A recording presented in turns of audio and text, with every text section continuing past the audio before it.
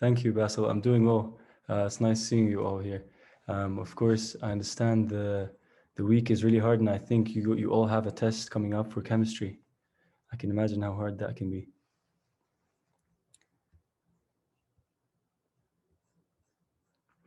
Okay, I think we'll just go ahead and start. Just make sure here everything is recording. Okay, good. So today I just want to start by saying randomly, I've got a call from a close friend of mine who is in third year, and his name is Abdi Abdul Karim, and he was the one who reached out to me to say, yo, I heard you're doing all of those things for first years. I might as well contribute in whatever I can from time. And so he called me over to his house and he said, I've got something that you can use. And he showed me this application. He showed me this application and I was just fascinated to see it. And like, I've always wanted something like this for what I'm doing for you guys. But it turns out all of those applications are very expensive. And he said, you know what, I want to give this as a contribution for your project towards helping people out with your YouTube channel. And it's going to be for free. And he just hooked me up, took my laptop and did this. And I hope he attains whatever success he's aiming for in life, because this is very, very nice for me and for you guys to look at instead of looking at just dry words of notes, you know? So yeah. Finally, this bitch came. Sorry for using those words. You can unmute yourself, my friend, and say something. Hi, everyone. Obviously, it's nice to be here. You know, if it wasn't Hytham's meeting, it would have been nice. But I want to take this opportunity for the people that are here. If I haven't been replying as quickly or haven't been replying at all, I haven't been doing many meetings or videos, but I do have some personal circumstances, so I hope you guys can appreciate that. Hopefully, I'll be in Poland soon, and I can offer more help than I'm giving right now, which is next to zero. Okay, I don't want to interrupt this anymore. Please Well, say thank you, whatever Kareem. important things you were Well, saying. how was your Huh? day? How was your day? Quickly. Go on, man. Really? No, did it go It's well? been all Everything right. went well? Okay, good, good. All right, Yeah. so we just don't want to take most of your time. What I'll do in this webinar, um, I don't want to be waiting for you guys to give me some questions because sometimes you don't know what to ask. So what I'll do is in the form of speech, I will just continue talking and talking and talking about all of those bones that you're seeing in this structure. This is called the appendicular skeleton, and it's basically found around the axial skeleton found in the middle. And this is my favorite part of anatomy, and I hope it is for you guys. Well, apart from the skull. Um, so this is the system. I will start from the scapula, going down towards the end of the arm. Then I will dive a little bit about the pelvic gird. Then I will just move my way towards the toes. Okay. And if at any point you've got questions, please keep them in the chat. Kareem, if you're able to just look at and keep an eye on the chat and notify me if there's any questions, or you can unmute No problem. yourself and have a chat with me. Okay. All right. Quickly, this is what you guys have taken um, since we've talked last time on a webinar for Q&A. I want to quickly just go over like a speech when it comes to an answer about anatomy. Like if Swirsky asks you any point, I will just speak the way you should answer. And I think it'll be sufficient for passing any point in the future. And before I speak, I will be telling you, okay, this is a point and this is how you describe it. Okay. All right. So let's start. I'm going to zoom in here. Sorry. I'm going to zoom in, and I hope you guys remember what this is. Okay. Basically, let's just take one part of it. Okay. And focus on it. Okay. Sorry, just give me a second. This is my first time using it. All right, so we've got the pectoral gird, okay? Maybe in your first anatomy oral, he will be like pectoral gird, and you got to start speaking about it. The pectoral gird is made up of two bones, and I think you have to know them by now, hopefully. Um, well, if you don't know them, it's fine because I was too late to learn all of them. But so far in the syllabus, this is covered. So the pectoral gird is made up of two, the clavicle and the scapula. Okay, so this part right here, okay, let me see. This part is the clavicle, and this bone is palpable. You can actually feel it. It connects, and I'm going to start my speech right now. So the pectoral gird is made up of two bones, the clavicle and the scapula. The clavicle extends from the point at which it joins the clavicular notch on the manubrium, which is the most superior part of the sacrum, okay? And it forms a joint with the sacrum on this end. This is called the not the sacrum, the sternum, sorry, the sternal end of the clavicle, okay? And that that part of the clavicle articulates with the clavicular notch on the manubrium of the sternum. So let me show you. Let's get it all in there. So you see here, that's where it articulates. It articulates with the clavicular notch of the manubrium of the sternum. And that part of the clavicle is called the sternal end. Now we're going to speak about the structure of the clavicle. The clavicle is a flat bone, and this flat bone is, it has two spots that you can really divide it into. It's divided into 2/3 and then 1/3. So the medial 2/3 of the clavicle is convex forward, okay? And the lateral 1/3 of the clavicle is concave backwards and or posteriorly anteriorly. That's the words you should be using. This is mainly the main structure of the clavicle when it comes to how it's curved. Now we're going to reach the spot of the clavicle where it articulates with the acromial process of I think the someone's got a question scapula. because they've just unmuted themselves. Anybody has a Have you got question? a question? Yeah, because I can see that someone unmuted themselves.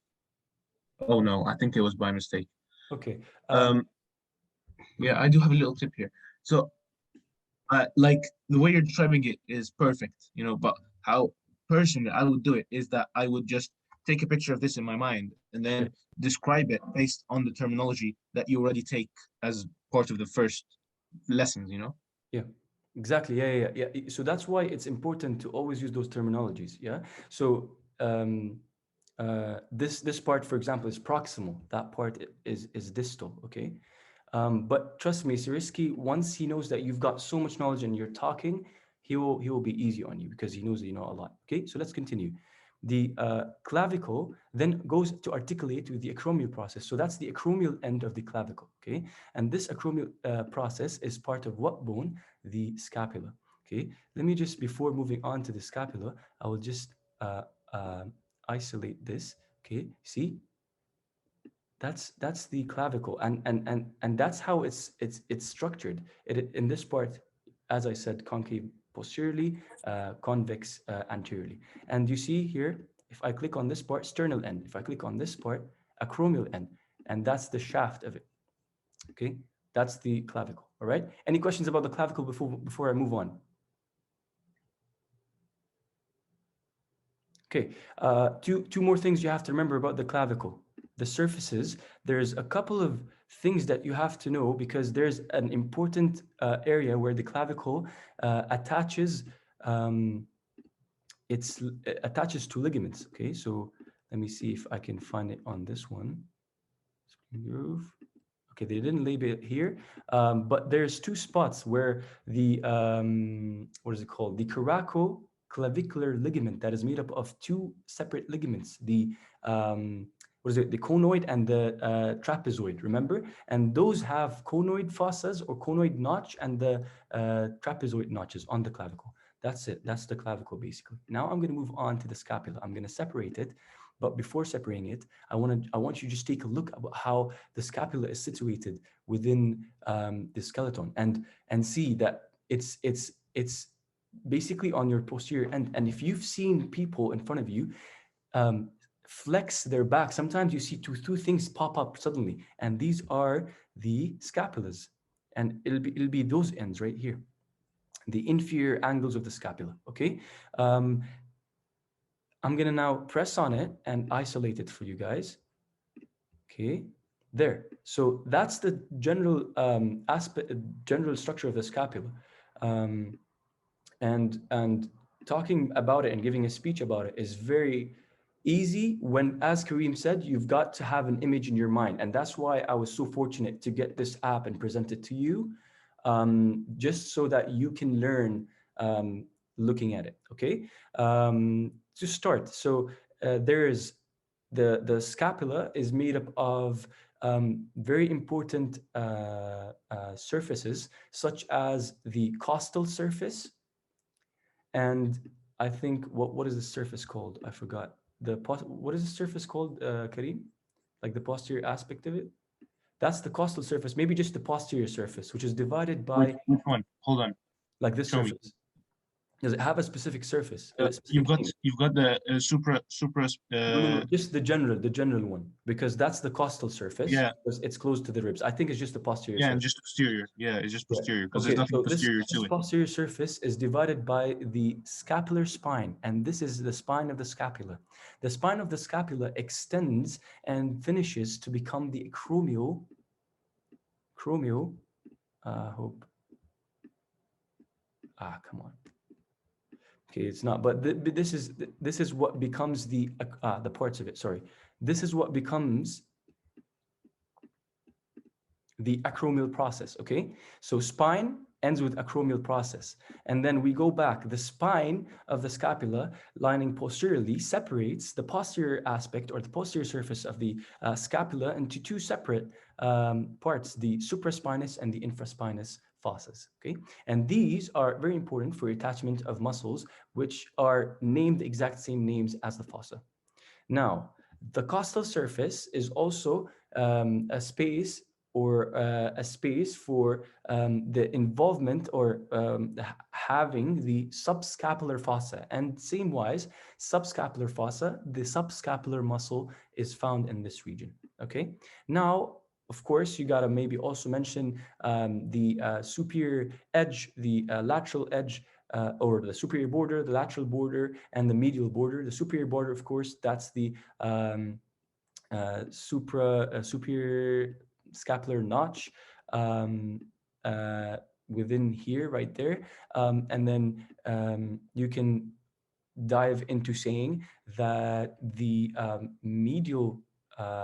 the lateral border of the scapula, which is this one right here,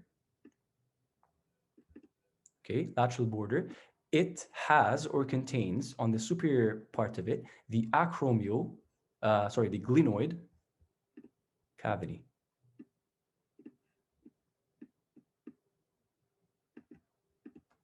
There, the glenoid cavity. Okay. So far so good. This glenoid cavity is very important for the as acts as an articular surface for the shoulder joint.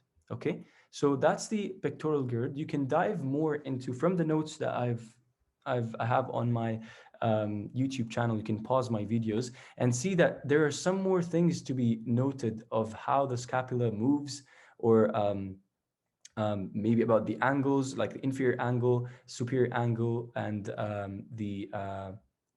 that's the lateral angle. What else? I think that's it for what I have from my mind. And you see, like me just continuously talking about it with passion, because I've got so much on my brain related to them, because I've looked at them so much. And you guys can reach that level. Okay, that's the pectoral gird. Okay. Any questions about the pectoral gird before I move on? Anything in the chat, Kareem? Can't hear you, bro. I don't know why. Sorry, I keep forgetting that I'm muted. So far, Okay. Let's move on. So now we're going to talk just briefly about the shoulder joint. The shoulder joint is the articular surfaces between the shoulder joint um, and the humerus is the clinoid cavity and the head of the humerus, and that's how it attaches to itself. And remember, there's a labrum that extends from the clinoid cavity edges just around the surface so that it holds it in place. Okay, and then there is a couple of ligaments extending from the around points, and I have discussed this in the previous videos, and you can have a look at it. Now we're going to discuss the humerus. Okay, and I love those bones, man. I love this app. This app. The general features. Let's just go into it. The humerus, and Sadisky can just tell you up front. Mention the humerus, or mention the shoulder joint. Just as I said, okay. Mention the humerus. So you start talking about it, and how you talk about it is you have a proximal end, distal end, and a shaft. Okay. The proximal end of the humerus is made up of one, the head, the anatomical neck, the surgical neck. You have the lateral, the medial tubercle. Sorry, the medial tubercle, the lateral tubercle. Okay, those two right here, medial, lateral, and then that's the proximal end of the humerus. And what is it used for? We just discussed that. You just have to mention that it is part of the shoulder joint. Now we're going to move on to the shaft of the humerus. The shaft of the humerus, it contains some important stuff. I don't know if they're mentioned here. Let me see if we can find them. Okay, they're not really, they're probably this one. There. Okay, they're not really mentioned, but I'll just mention the important stuff mentioned here. You have 3 surfaces and 3 borders of the humerus, and you have to know what those are, okay? Just for you to mention. And then you have to know on the posterior aspect of the humerus, which is not shown here. It is like, you see those ridges right there? That's the linea aspera. The linea aspera is divided into 2 things. The, I think the 2 things. It starts with a G and the other one starts with a P. I don't remember them. pectoral lip is one of them. Yes, exactly. Yes, and then the attachment sites for important muscles we're going to learn later. Exactly. Also, one thing, yeah. the portia, it might not seem important, but if you can say it, I think it's a plus, you know? Yes, good point, Kareem. So going back to the shoulder joint, I've mentioned it in my video on YouTube. The bursas are found around the shoulder joint, and they are cushioning structures that are filled with fluid that helps protect and prevent friction around that joint. Okay, so these are found around that joint, and they have different names. You can go around and search it up on my shoulder joint video. You can find that bursa's names in the video. Then we're just going to go back to what we were discussing here. Extending, yes, the extending from, I think, the medial tubercle and the lateral tubercle. No, it's on the posterior aspect, right, Kareem? Yes, right there, exactly. So here we have the linea aspera, and the linea aspera, as Kareem mentioned, 2 parts: the pectineal lip, and then there's the glomerular lip. I think it starts with a G. I don't remember it, but they then join to form that. You've got a question on the chat. Yeah. Sorry to interrupt. You've got a question on the chat saying, which application are you using? That's a good question. It's called Essential Anatomy 5. It costs some money, but if you get it, it's perfect. It's perfect. Can you repeat that? I don't think. Essential. You know what? Tell me. Anatomy. You can write it in the chat, actually. 5. Okay. Where is it? Where's the chat? Yeah. Chat. Okay. Essential Anatomy 5.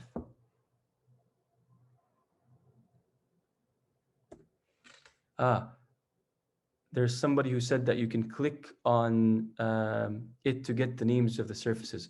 Okay, so yeah, exactly. So let's just try this one right here.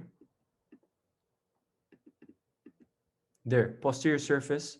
Let's see, anterolateral surface and the anteromedial surface. And like you gotta know those things because he really likes those specific terms. Okay.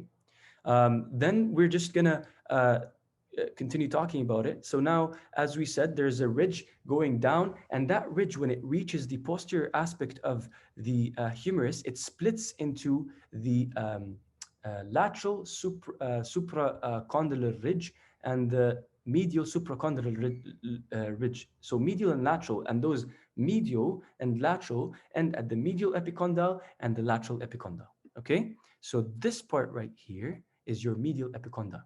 Remember, I don't know, have you ever guys witnessed a hit to that part close to the medial epicondyle and your two fingers here just collapse? That's because there's a nerve in that region. I think it's the, what the fuck? What was this, Kareem?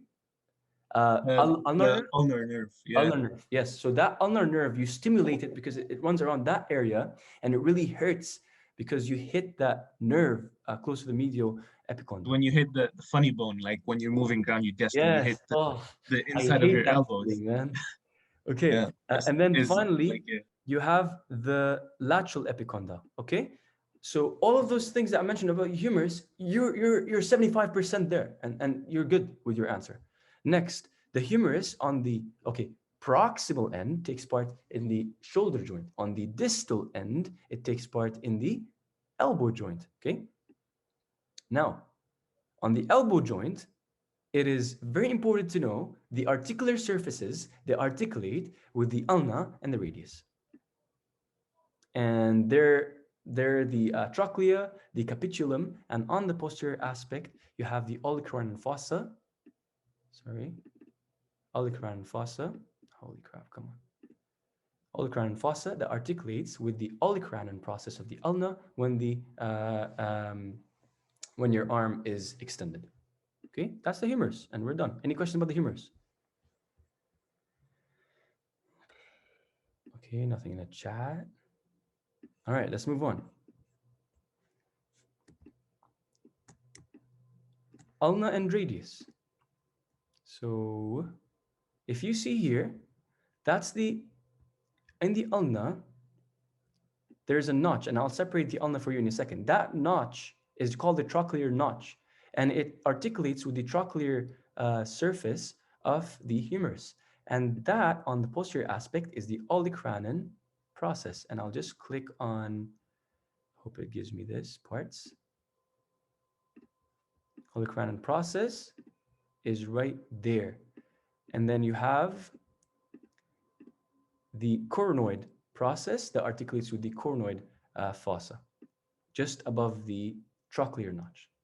Okay, so that is the radius. Okay, the ulna, sorry. Okay, and then there's so much to be said about the radius and ulna, and I don't want to dive into details, but just importantly, it forms part of the elbow joint together with the radius. Okay, and make sure to let Risky know that you don't only know that the radius and ulna articulates with the humerus, but the part of the elbow joint, there is the articulation between this articular circumference of the radius with the radial notch on the proximal end of the ulna. Yes, one more thing. I don't know if you're onto that point yet, maybe in the future. Yeah.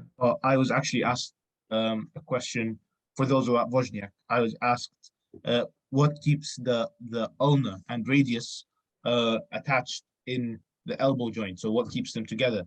And the answer to that is the annular ligament. So you have Yes. a ligament going from the posterior part of the ulna to the anterior part of the ulna, and it's kind of like hugging the Exactly. radius. So you see this part that's called like a radial notch of the ulna. What Kareem is talking about is a ligament, and it's present in my video talking about the elbow joint. It extends from this part right here, the annular ligament. It goes around this part, like it just takes this route right there, and sticks on here. And that is how the radius and ulna are joined together, as Kareem said, on the elbow joint. Okay? طيب. I'm not going to dive into details of the shaft of the radius and ulna. I'll just move on to talk about the wrist joint. Okay. Wrist joint here is mainly between the radius, articular surface right here, and what is this? The scaphoid and the lunate. Okay. Is the ulna part of the wrist joint? Yes, but it's different. It's not directly attached to it, doesn't take directly part into it because there's an articular, you see there's a space here. Why is this space? Because it's occupied by an articular disc that separates the ulna from articulating with lunate and hamate on this part, okay? And that's why mainly it says that the radius is the main contributor to the wrist joint, okay? What else? Yeah, let's dive into the carpal bones actually. It'd be nice to just get them out of the way. How do we do this? Oh, shoot. Okay, so you have...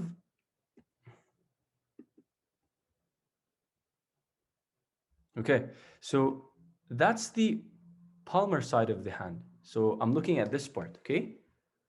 You have first scaphoid. Okay, lunate. Triquetral carpal. Oh, sorry, the triquetrum, not the hamate. The hamate is here. That's the triquetrum, okay? The triquetrum has the pisiform above it. And the pisiform is basically this part of your hand. You see, okay? Pisiform. And then you have the, and those bones right here that I mentioned, scaphoid, lunate, triquetrum, they make the proximal row of the carpal bones. Then we're going to dive into the hamate.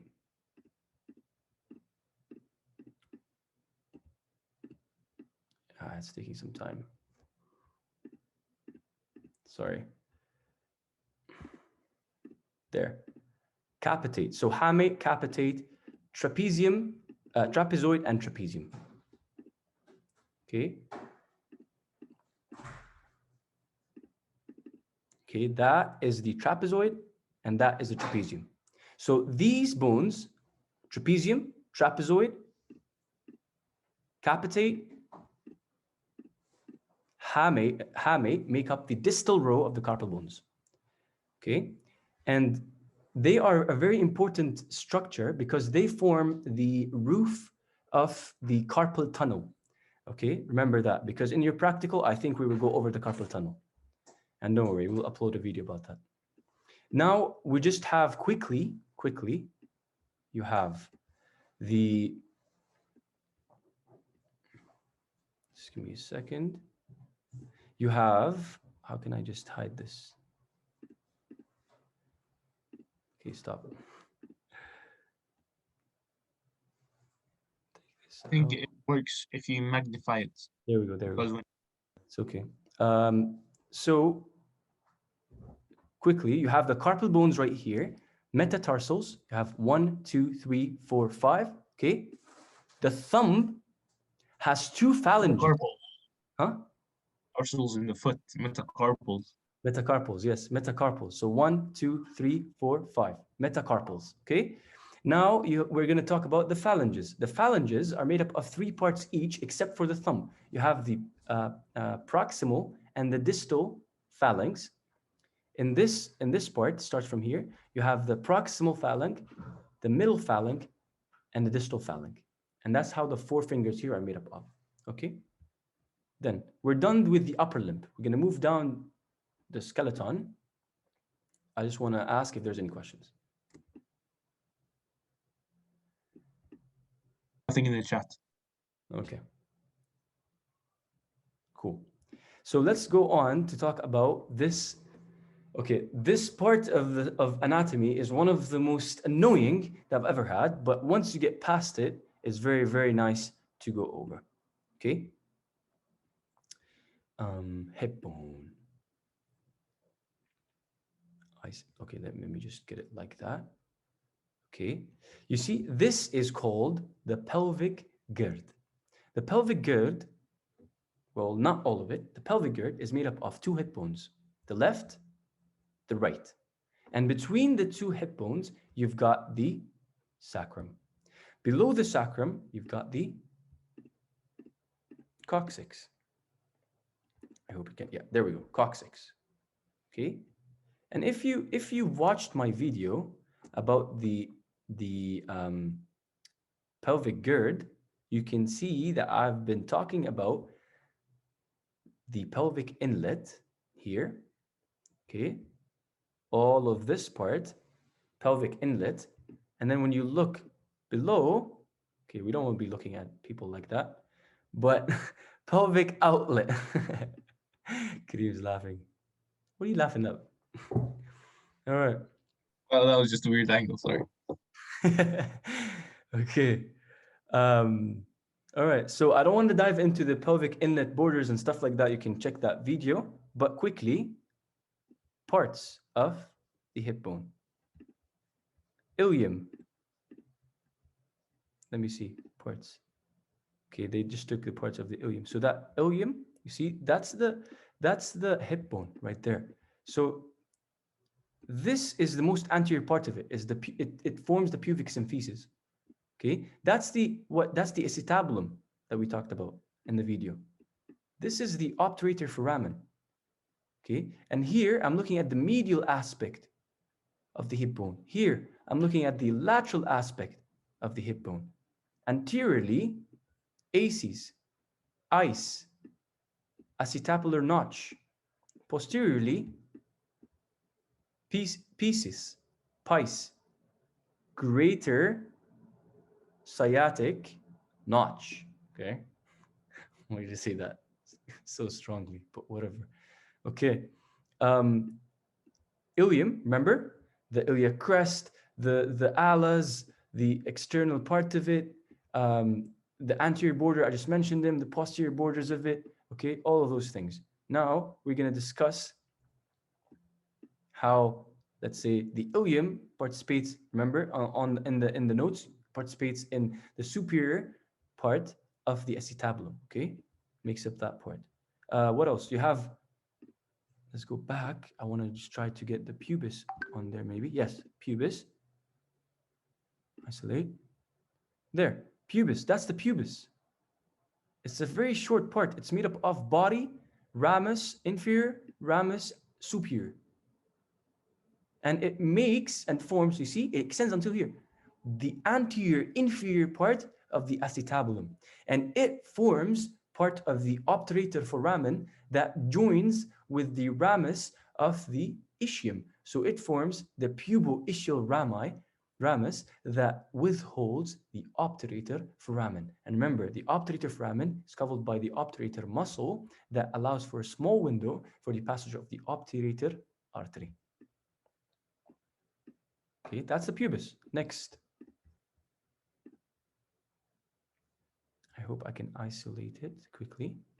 Ischium. There. There. So isolate this part. See, that's the ischium. It forms the posterior inferior part of the acetabulum. Okay, and it forms part of the pubo-ischial ramus that withholds the obturator foramen. It has ischial tuberosity around this region, and I'll show you. That's the lesser sciatic notch. Where's the ischial tuberosity? There we go. Ischial, hopefully it clicks. Ischial tuberosity around this region. Okay, wait, let me just not confuse you. There, okay? You see, that's the anterior part of it. Now we're looking at the posterior aspect of the ischium, ischial tuberosity. So we're still in the posterior aspect, we see the ischial spine. And that is the lesser sciatic notch. How does the lesser sciatic notch and the lesser and the greater sciatic notch become foramens?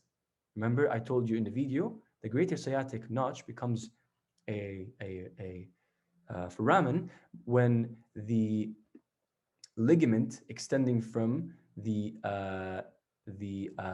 sacrum attaches to the spine of the ischium called the sacrospinous ligament, closes this region, forms a foramen here. Same here. Lesser sciatic notch, it's a notch. And then from the tubercle right here, it goes to the sacrum, okay, and in a way becomes the lesser sciatic foramen. Okay, these are important points that you can be talking about the pelvic gird, and he will really appreciate it. Okay, what else? Most importantly, as I said, study the borders of the pelvic inlet and the inferiorly, study the borders of the pelvic outlet, then study, most importantly, the joints between every single point that make up the pelvic gird. Anteriorly, for example, here, you have the joints that make up the pubic symphysis. Okay, you have the joint here between the sacrum and the ilium, the sacroiliac joints, two of them, one here and one here. Then you can talk about the sacrococcygeal joint, and that's it. Basically, you're done with the joints of the pelvic gird. If you talk about all those things, you're good with the pelvic gird. Next, we're gonna any questions about the pelvic gird?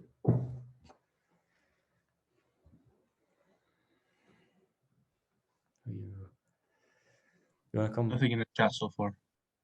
Okay, next we're going to talk about the hip joint very quickly. The articular surfaces, the acetabulum. You see, it's not present right now. Acetabulum, I just showed you in a bit. And that's how the head of the femur attaches to the acetabulum.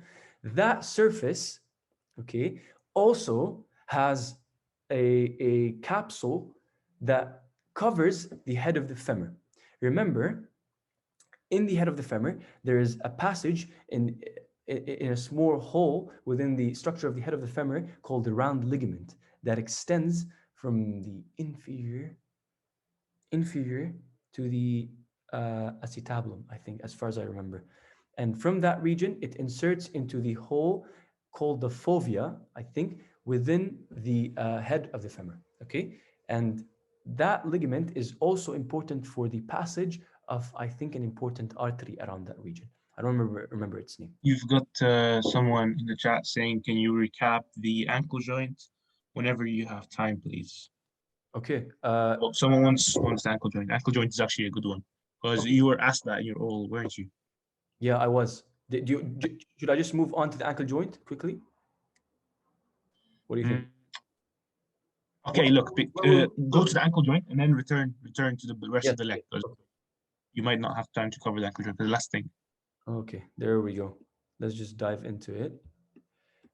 This is one of like my favorite topics because I just wrapped my head around it really well, looking at stuff. Okay, so let's just go like that.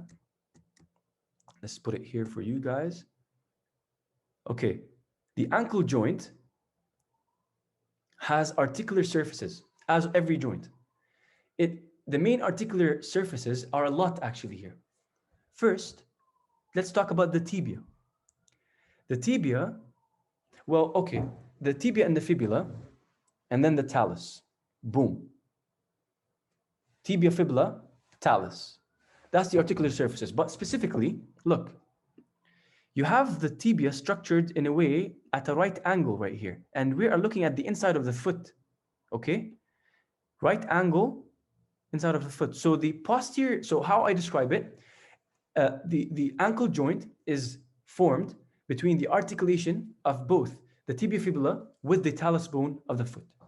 The tibia articulates with the talus through its inferior surface, right there, inferior surface, okay? And medially, look, medially, through its medial malleolar process. The medial malleolar process, lateral end, you see, because we're talking about the medial, but we're talking about its lateral surface, articulates with, look, medial surface of the talus. So it's a bit confusing. Medial malleolar, which is this part, it's on the medial aspect in the body, right? Medial malleolar. Lateral surface of the medial malleolar articulates with the medial aspect of the talus. So now we've finished talking about the tibia. We have the inferior surface of the tibia articulating with the superior surface of the talus, this part.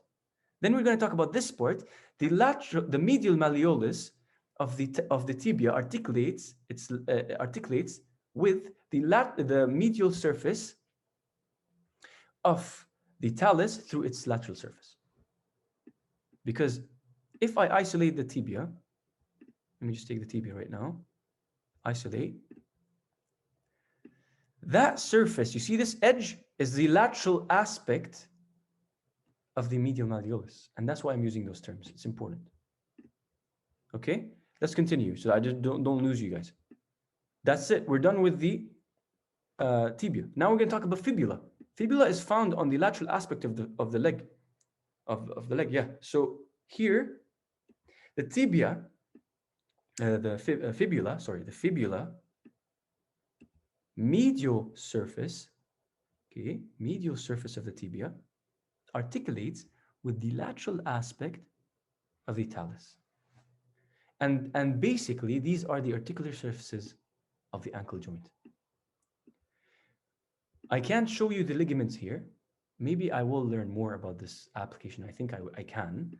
But go revise my video about the ligaments, and it's all mentioned there. Or look into the book or the notes. They're specifically mentioned there. But this part of the tibia is joined very strongly on this end by the deltoid ligament. Remember this, deltoid ligament made up of 4 distinct ligaments. While this part of the fibula is joined to not specifically the talus, but it has 3 ligaments: the anterior fibulo-talar ligament, the posterior fibulo-talar ligament, and the fibulo-calcanear ligament. And the other 4 others are quite the same, but just revise what they are. That's the ankle joint in general. Okay, any questions? Hopefully I've covered everything. Okay, let's move on to the femur quickly, because femur is also important. Let's just isolate it right here. Femur, very fast. Head, neck, greater trochanter, which lies laterally. Lesser trochanter lies posteriorly. Shaft, separated into 3 surfaces, 3 borders. Revise that in the video I mentioned before. Easy. You have ridges that, again, just like the humerus, similar to it, splits into the lateral condyle. Don't say epicondyle in this region. Say condyle, because epicondyle for humerus, condyle for femur. For the humerus, tubercles. For the femur, trochanters. Okay? Then we go lateral condyle, medial condyle. And these surfaces, lateral condyle, medial condyle, articulate with the tibia as part of knee joint. That's done. Femur is done. The anterior surface also, patella. Yes. There's also an articular surface. Yeah. So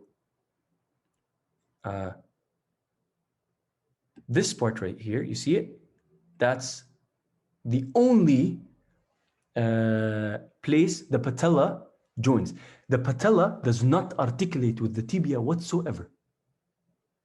The patella only has the patellar ligament extending from the patella to the tibial tuberosity, and that's its only interaction with the tibia. Remember, the patella only attaches and sticks to the femur. So when they tell you, describe the articulations of the knee joint, and I'll get to it right now.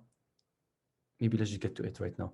But remember, articular surfaces inferiorly with the tibia, anteriorly, most distally, so most distally, most furthest down with the patella. And the patella, you see? As I said, patella is right here. It does not articulate to the tibia whatsoever. It only articulates with the femur. Done. It only extends its patellar ligaments to the tibial tuberosity. Remember this, very clear concepts you have to have, because he will ask about those things. Done. Now, the knee joint. Knee joint, remember, easily, quickly. Articulation between the femur, inferior surfaces of the condyles, and the tibia superior concave surfaces of the tibia. Plus, and then you will stop and he'll be like, okay, that's all. Do you know anything else? And then you have to say patella articulates with the femur in that region. And then he'll be like satisfied. Now you start talking about the ligaments, and then he'll be like, fuck it, move on. You're good. That's what happened to me, at least in my final oral. I Now, like that you even did the accent. yeah, man, I love this guy so much. Today, we're gonna be talking about the pelvic gird. All right, so let's move on. Ligaments. All the time, remember, when you have something that I don't know how to tell you guys, but I think it's a hinge joint, there's always collateral ligaments, always. So here in the knee joint as well, five external ligaments. You have lateral collateral, medial collateral. You have the patellar ligament and the quadriceps ligament extending towards the tubercle of the tibia. That's three, right? Lateral collateral, medial collateral, and the patellar and the quadriceps ligament. Okay, and finally, posteriorly, you have the arcuate popliteal and the, what was that one? Arcuate popliteal and oblique popliteal. Five, done. Extra ones. Internally, you have transverse, you have arcuate, posterior cruciate ligament, anterior cruciate ligament, and then one thing starts with a C. What is the C, bro? Transverse. Yes, it's the conoid ligaments. I think they're just found here. Remember? They're just like on the circumflex. The menisci. Yeah, but there's a ligament also. Meniscal ligaments, I think. Huh? I think it's called the meniscal ligaments because they just surround the menisci and attach to the. Wait, internal ligaments of knee joint. You talk about the ones that attach to the menisci and then they just go oblique, right? What is it? No, I'm asking you. Talking about the ones never that mind. attach. There's one more ligament I don't remember. We have, as I said, internally we have the transverse, we have the posterior cruciate, anterior cruciate, and there's one more. I know there is, and I mentioned it in my video, but I forgot right now. That's it. You're done. Knee joint is done. Once you mention the articulations, how it moves, what type of joint it is, ligaments, he's gonna move on. Finally, we're gonna talk about tibia, fibula, and some stuff about the bones of the foot, and then we're done. Tibia. Holy crap. Okay, as I said, remember? Concave condyles, surfaces. Between them, intercondylar ridge that inserts into the femoral intercondylar fossa. And if you want to be specific about the articulation, that's how you say it. The superior surface of the tibia is called the plateau, because I remember you mentioned that. Yeah, exactly. Okay. Finally, you have in the proximal end, what's this? Fibular notch for the articulation of the fibula with the tibia. And I'll show you how. Boom. See? Fibula articulates with the tibia. I say it again. Again, we're going to talk proximally. As I said, I mentioned those top features. Tubercle of the tibia for the attachments of the ligaments of the patella and the quadriceps muscles. Again, talk about surfaces and borders, always with the long bone. Finally, boom, important. Like the radius and ulna, they have styloid processes. Here, in fibula and tibia, there's malleolar process. Okay, boom, that's the malleolar process. Medially on this part, because the tibia is situated medially. The malleolar process, medially. Inferior surface of the tibia and the lateral surface of the malleolar process articulates with the talus, takes part in the formation of the knee joint. And that's it. Superior aspect takes part of the formation of the knee joint. That's how you should describe things. Fibula. Don't worry about the structure of the fibula so much because it's not Got about someone asking in the chat, is it the lateral ligament? That was ligament that we were I think yes, struggling. I think it was the collateral ligament. No, You no, already no. mentioned collateral ligament, didn't you? I mentioned the collateral ligaments. No, there's an internal ligament. Popliteal. No, they exist. Popliteal. Huh? Huh? Did you mention popliteal? Of course, they're the external ones. Arcuate popliteal and oblique popliteal. I'm talking about internal ligaments, bro. You got ACL and PCL, and the menisci and the transverse. TCL transverse, and there's one more, I'm sure.